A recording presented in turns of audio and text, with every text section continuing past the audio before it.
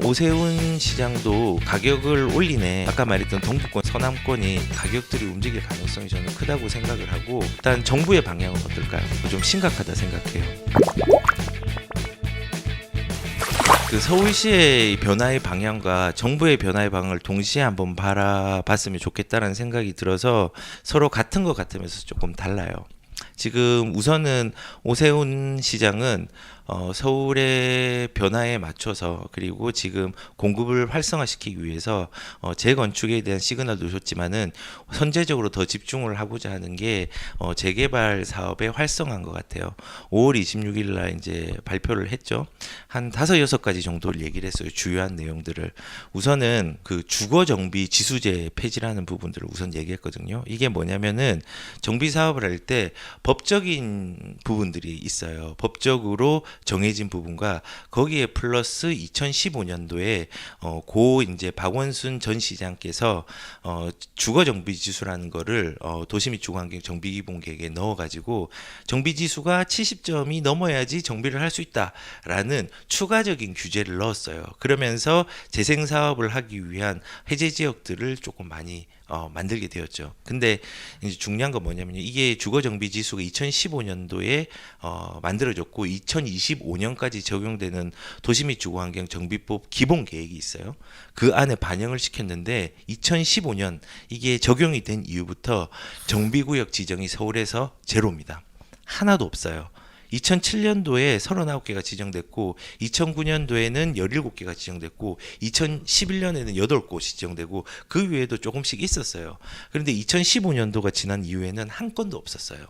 그래서 이런 부분들이 재개발을 조금 공급을 낼 수 있는 재개발을 저해한다라는 생각 하에 이런 정비 지수를 폐지하게 된 거예요. 잘한 거죠. 어떻게 보면은 빠르게 공급이 나올 수 있으니까. 그리고 이제 두 번째는 공공기획이라고 해서 정비 사업의 지정 전에 절차들이 있어요. 이걸 간소화했어요. 여기 이제 두 가지를 포함을 시켰는데, 일단은 정비 사업 지정 전에 지정되기 전까지 소유하는 행정 절차들이 되게 많아요. 그게 한 평균적으로 5년 정도 걸렸는데 그걸 2년으로 이제 당길 수 있는 전략들을 짰고, 그 일환으로 이제 세 번째로 이제 규제 완화를 한 게 주민 사전 동의율이라는 게 있어요. 그거는 좀 강화시켰어요. 10에서 30. 왜냐하면 지금처럼 되게 그 재개발에 대해서 접근하고자 하는 수요가 많을 때는 10에서 30이면은 금방 되거든요. 근데 이제 사전 타당성 동의 절차라는 게 있는데 그걸 삭제를 했어요. 그래서 절차가 간소화되는 부분으로 공공에서 기획을 잘 해서 5년을 한 2년으로 당기겠다. 이런 내용이 담겨 있었고, 그리고 세 번째는 이제 재개발 해제 구역 중에서 주거 개선이 필요한 곳은 신규로 지정을 하겠다는 얘기했어요. 뭐냐면 예전에 해제를 되게 많이 했잖아요. 그래서 해제된 구역이 뭐 316곳이라고 해요. 그리고 동부권이 이제 133곳으로 제일 많고 서남권이 89곳인데, 이러한 부분들 중에서 300곳이 넘는 곳 중에서 170곳 정도가 건물의 노후도가 굉장히 심각하다고 판단을 하고 분석을 한 것 같아요. 그래서 이런 부분 때문에 지금 재개발의 해제 구역 중에서 신규로 지정하기가 사실은 어렵거든요. 신규로 구역하는 조건이랑 해제된 구역의 조건이랑 달라서 해제된 이후에 신규로 지정하기는 상당히 어려워요. 근데 이것도 똑같이 신규 구역으로 할 수 있는 여건을 비슷하게 하겠다는 거예요. 그래서 해제 구역을 보면요, 되게 동부권, 그 다음에 서남권에 많이 몰려 있어요. 많이 몰려 있고, 특히 이제 여기서 성북구라든지 종로구는 이제 도시환경 정비 사업으로 과거에 이제 정비법이 있는데 그런 부분들이 좀 많이 몰려 있는 것 같고, 동부권에서는 성북구, 그 다음에 여기 서남권에서는 여의도, 그 영등포구 쪽이 많이 밀집이 돼 있죠. 그래서 아마 요런 데서 이제 신축으로 나올 수 있는 물건들이 많이 나올 것 같아요. 실질적으로 제가 이제 찾아보니까는 이렇게 있어요. 종로구도 굉장히 많고, 그리고 이제 아까 말했던 성북구도 꽤 있고, 성북구 계속 보이죠. 장인 뉴타운 12, 13. 그리고 영등포 보세요. 영등포도 굉장히 많아요. 굉장히 많이 이렇게 다 해제 구역이에요. 이게 해제 날짜예요. 요런 게 여기 있는 게 보시면은 해제 날짜예요. 예, 해제 일자죠. 해제 일자고 고시 번호인데 13년부터 꾸준하게 지금 이렇게 해제가 되어 왔어요. 해제가 되어 왔기 때문에 아마 여기에 있는 많은 부분들이 이제 공모를 하고 신청을 할 수 있는 여지가 많이 있고, 특히 서울시에 주력되는 게 동북권하고 서남권이에요. 그게 이제 제가 상위 계획이 되게 중요하다는 게, 그 생활권 계획에서도 보면은 상업 지역을 확대하고 거기에 주거를 개선시키려고 하는 노력들이 제일 많은 곳이 동북권하고 서남권이에요. 그래서 상대적으로 진보, 이제 주거 환경에 대한 진보가 많이 일어날 수 있는 부분이죠. 요것도 제가 조금 정리를 좀 더 깔끔하게 해서 나중에 이제 멤버십에다가 이것도 올려놓을 수 있도록 할게요. 그래서 일단은 뭐 요런 그 신규 구역으로 지정 추진하는 부분들을 해제 구역에 대해서 이제 하겠다라고 얘기를 했죠. 그러면 앞으로 요런 부분들이 좀 빨리 신청을 해서 공급이 비록 당장은 나오진 않겠지만은 어느 정도 나올 수 있는 여지를 만들 수 있다고 저는 생각이 들어요. 그리고 사실 이제 또 이제 한 게 뭐냐면은 이제 7층 2종 일반 주거 지역이라고 모든 땅에는 용도가 다 있어요. 땅의 용도가.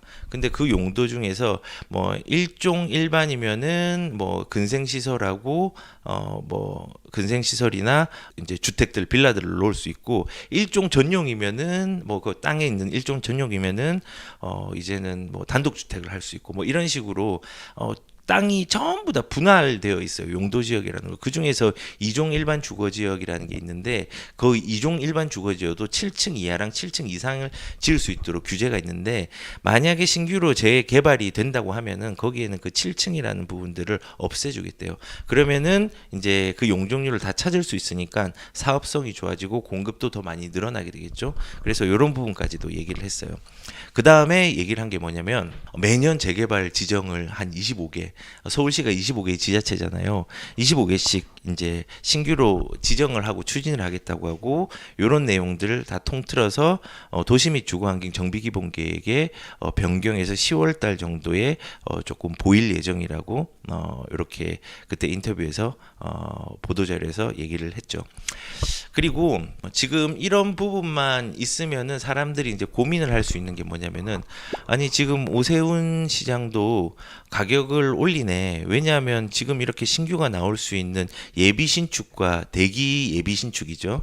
여기가 나오면은 가격들이 많이 올라갈 수 있지 않냐. 문제가 될 수 있다라고 판단할 수 있지만은, 사실상 저는 그렇게 생각해요. 오세훈 시장은 사실 그 방향 자체가 재개발 유지의 절차 개선을 해서 공급 물량에 대한 속도를 빠르게 하겠다라는 게 포인트고, 더불어서 규제로 완급 조정을 하겠다라는 부분들이 있어요. 그래서 첫 번째가 이런 그 뉴타운 열풍 때문에 가격이 올라가지 않을까라는 부분과, 사람들이 이제 갭 투자에 대한 우려도 있을 거라고 생각을 하는데, 여기에 대한 방지책으로 몇 가지가 있지만은 토지거래 허가구역 지정이라는 게 있어요. 그거를 해서 조금 방어를 하고, 공모 시점에 대해서 쪼개기를 못할 수 있는 부분들, 쪼개기를 하면은 집을 사서 쪼개기를 하면은 집을 2개를 받을 수 있거든요. 그러면은 좀 투기가 조장될 수 있으니까 그런 것도 못하게 하고, 마지막으로 이런 부분에 대해서 국토부에 오히려 규제를 건의를 했어요. 뭐냐면 거래 제한을 강화를 건의를 하고, 자기도 이런 포지션을 취하겠다라는 액션을 가지고 있는데, 상황을 가지고 있는데, 우리가 그 재개발과 재건축은요 거래가 안 되는 시기가 있어요. 그러니까 재개발 같은 경우는 관리 처분 인가 이후부터는요 거래를 못 해요. 그리고 재건축 같은 경우는 조합 설립 인가가 된 이후부터 거래를 못 해요. 물론 예외 사항이 있어요. 10년을 보유하고 5년을 거주하면은 거래를 할 수는 있어요. 그런데 이런 두 부분을 좀 앞당기자는 거예요. 관리 처분 전 단계가 사업 시행 인가고, 사업 시간 전 단계가 이제 조합 설립 인가거든요. 그럼 조합 설립 인가까지 재개발 같은 경우는 그때부터 거래를 못하게 하자라고 얘기를 했고, 그다음에 재건축 같은 경우는요 조합 다음에 이제 안전진단 지정이 있고, 지정 전에 안전진단이 있거든요. 1, 2차 안전진단이 끝나면은 이제 거래를 못하게 하자. 뭐 이제 요렇게까지 국토부에 건의를 했어요. 그러니까 일단은 그런 것 같아요. 서울시의 포지션은 이제 공급 속도를 빠르게 하겠고, 그 다음에 완급 조절로 이거를 가격들이 올라갈 수 있는 부분들을 규제를 조금 적절하게 섞어서 속도는 올리되 거래는 조금 최소화하면서 가격들이 올라가는 것들을 막아보겠다라는 거예요. 그런데 이것도 표심에 대한 부분들이 있는데 다행히 공급 속도에 대한 부분들은 빠르게 나오진 않겠지만은 이제 정방향으로 오른 방향으로 가고 있다고 저는 생각이 들어요. 그러면은 여기에 대한 효과는 어떻게 나오냐면은 저는 개인적으로는 아까 말했던 동부권 서남권이 저평가돼 있어요. 진보할 수 있어요. 그 진보될 수 있는 지역의 노후 주거지, 그러니까 재개발이 될 수 있는 재개발 구역 주변에 이제 구축 아파트들도 가격들이 움직일 가능성이 저는 크다고 생각을 하고, 그리고 두 번째는 지금 이제 규제로 인해서 조합원 자격을 좀 제한을 했잖아요. 아까 말한 것처럼 원래는 재건축은 조합 설립 인가가 난 이후부터 거래를 안 되게 한 거고, 재개발은 관리 처분 인가 이후에 거래가 안 되게 하는데, 이걸 앞당기면요, 이제 재건축 같은 경우는 이제 서두를 수 있는 아파트들이 있어요. 왜냐하면은 재개발 재건축이 진입할 수 있는 기간들이 더 짧아지니까 여기에 진입하고자 하는 수요층이 증가해서 이 재건축이나 재개발의 어떤 초기 단계에 있는 부분들은 조금 가격들이 움직일 수 있는 가능성이 있어요. 다만 재개발 같은 경우는 이게 뭐 이제 거래 제한이 조금 앞당겨진다고 하더라도 단순하게 그냥 초기부터 무조건 들어가면 되는 게 있고 안 되는 게 있어요. 재건축 같은 경우는 초기에 예정 지구가 지정이 되지 않았더라도 용적률이 낮은 데 들어가도 언젠가는 사업성 때문에 가격들이 움직이고 재건축으로 될 수 있는 부분이 있어요. 근데 재개발은 지금 시장은 이렇잖아요. 근데 나중에 또 시장이 변경되었을 때 조합 설립이 되지 않는 상황에서 이 사업이 잘 가지 않을 수도 있어요. 조금 위험 부담이 재건축보다는 더 커요.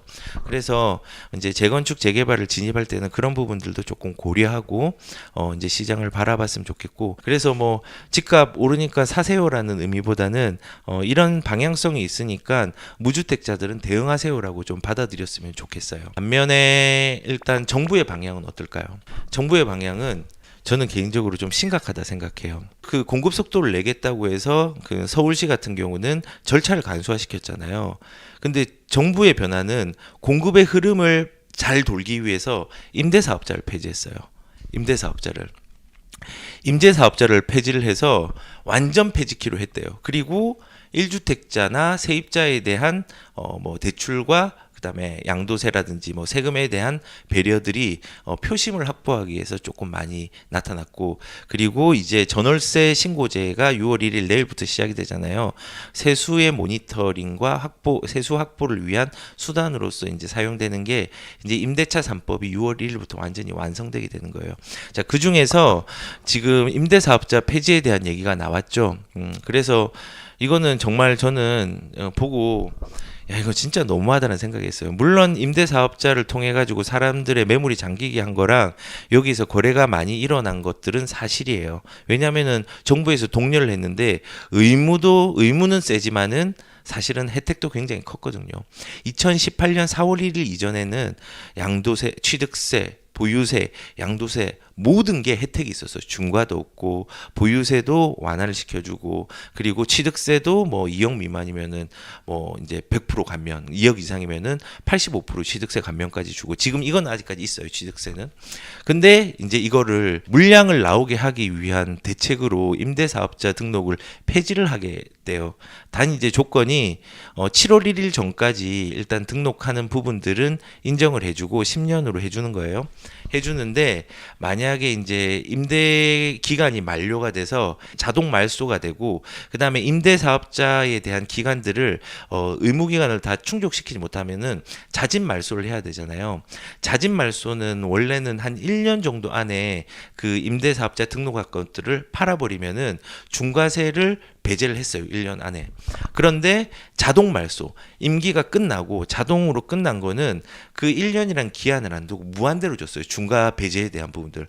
그러니까 정부는 이거는 적폐다라고 생각을 한 거. 그래서 자동 말소와 자진 말소 그 두 개 전부 다 6개월 안에 팔아라는 거예요. 6개월 안에. 그러면 이게 무슨 현상이냐면은 임대사업자를 내라고 해서 냈어요. 근데 지금은 임대사업자를 내면 안 된대요. 그리고 6개월 안에 팔으래요. 안 그러면 중과세래요. 그러면 어떻게 되겠어요? 이제 정부 입장에서는 이게 물건이 쏟아진다고 얘기를 생각을 하겠죠. 근데 여기에서의 모순점 뭐냐면요. 임대 사업자는요. 실질적으로 6개월 안에 쏟아진다고 해도 아파트 비율은 높지 않아요. 실제적으로 임대사업 등록한 게 아파트 비율이 굉장히 많지는 않은데 핵심을 잘못 건드렸고 오히려 이걸로 이제 빌라 물건이나 오피스텔 물건들이 많이 나오겠죠. 그러면은 여기서 물건이 나오면은 거기에 대한 피해는 저소득층이 문매를 맞을 수 있을 것 같아요. 그리고 빌라랑 오피스텔의 가격들도 불안해질 수 있는 여지도 충분히 있어요. 그래서 지금 현재 그냥 그 저소득자를 위해서 그리고 가격 안정을 위해서 그 투기꾼이라고 생각하는 사람들이 내놔야지 가격이 안정된다라는 판단에서 공급의 흐름을 내려고 했지만 분명히 이거는 잘못된 시간이 될 거예요. 2020년 7월 달에도 이렇게 그 양도세를 일시적으로 감면해주고 중과를 안 해주는 시기가 있었어요. 물량 안 나왔어요. 그리고 올해에도 6월 1일 내일까지죠. 이제 양도세 중과라든지 보유세 중과에 대한 유예 기간들 기다리는 시간을 줬단 말이에요. 물건이 나왔나요? 많이 안 나오고 가격들이 올랐죠. 마찬가지일 거예요. 얘도 임대사업자를 폐지를 했는데 이게 물량으로 나와야 되잖아요. 물량으로 나온다고 하더라도 일부 거래는 되겠죠. 그 거래되는 것들이 가격을 낮출까요? 절대 못 낮추고 오히려 빌라 오피스텔의 비율들이 많기 때문에 이제 그런 빌라나 오피스텔 저소득층이 들어가는 거를 불안하게 만들고 그다음에 아파트 물량은 좀 작게 나온다고 하면은 그것도 신고가를 계속 갱신하면서 갈 거예요.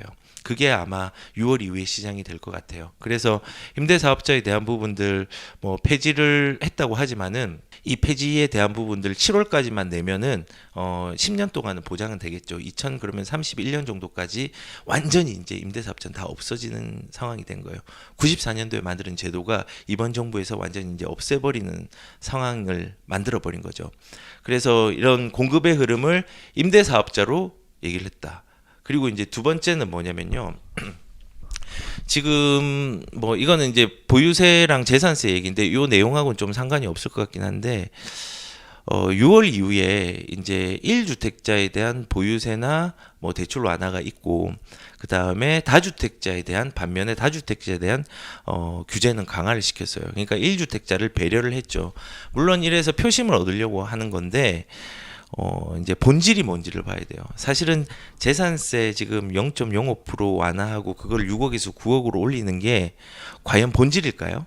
본질은 수급 문제잖아요. 이거 뭐 2, 30만 더 주는 거, 뭐 우리가 재난지원금 10만 원 주는 것처럼 이렇게 하는 게 본질이 아니에요. 그런데 지금 본질을 건드려야 될 건 양도세랑 종부세였어요. 특히 양도세였어요. 근데 이거는 아직 논의 중이잖아요. 그리고 본질이 아닌 걸 손댔어요. 마찬가지로 뭐 재산세를 더 떠나서 뭐 사실 뭐 세종시에 뭐 이렇게 특별 공급을 폐지해 가지고 이런 특혜에 대한 질책에 대한 걸 수용해서 했다고 하는데 이것도 도덕적인 문제는 맞죠. 근데 이 도덕적인 문제가 시급한 게 맞아요. 하지만은 동시에 시급한 게 뭐냐면요. 수급 문제예요. 그게 본질이에요. LH공사 도덕적인 부분들 문제가 있었어요. 4개로 쪼개는 게 이게 본질일까요? 본질 아니에요. 가장 큰 본질은 수급 조절이에요. 수급 조절. 수급 조절을 하는 걸로 1주택자들에게 실질적인 안정감을 줄 수 있는 어떤 대책들이 나와야 되는데 그냥 1주택자들에게 빚 좋은 개살구로 겉보기 좋은 거 1주택자 세금 낮춰준다. 무주택자 1주택 쉽게 갈 수 있도록 대출 완화해주고 세금 완화해준다. 이런 식으로 계속 가고 있어요. 이 배려는 당분간의 표심으로 갈 수 있겠지만 표심으로 못 가요. 더 떨어질 거예요. 왜냐하면 이게 본질적으로 수급 조절을 조절할 수 있는 역할을 못하기 때문에 가격들은 더 상승할 수 있는 가능성이 크고 그거에 대해서 사람들이 이제는 선거로서 투표로서 이제 더 결정할 수 있는 부분들이 생길 수 있다는 생각이 들어요.